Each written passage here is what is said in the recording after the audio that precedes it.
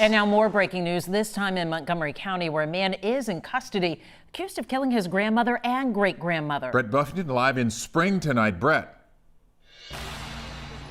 Lynn, this story is so bizarre. The details, they are horrific. The sheriff's office just wrapped up a press conference here, and here's what they told us. They say 22-year-old Jaryd Ramos, who was here since July from Philadelphia, was living with his grandmother and great-grandmother. One of them 90. Her name was Regina Gromley.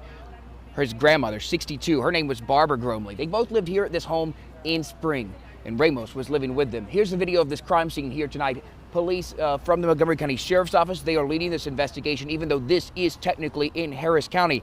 You remember this story back on December 8th? We told you about a woman's body who was found abandoned behind a church.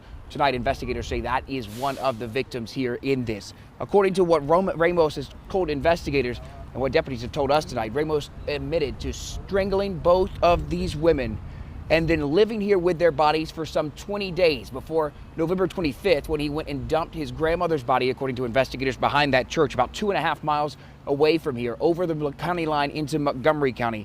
Tonight, they are still working to process this scene. Ramos, is being questioned at the Montgomery County Jail. Tonight, that you can see behind me, they are towing a car from this. They are unsure if that is the vehicle he used to take that body of his grandmother to that church, but it is something that investigators have in the back of their mind. That is why they are taking this vehicle to be processed. Again, I ask investigators tonight two very important questions. How did no one smell the smell? Investigators tell me that they believe this 22-year-old researched and planned out these killings, specifically how to deal with the bodies and how to deal with the smell. This is a developing story here in both Harris and Montgomery counties, one we're sure to stay on top of, and the very latest on KHOU.com. For now, we are live in Spring. Brett Buffington, KHOU 11 News.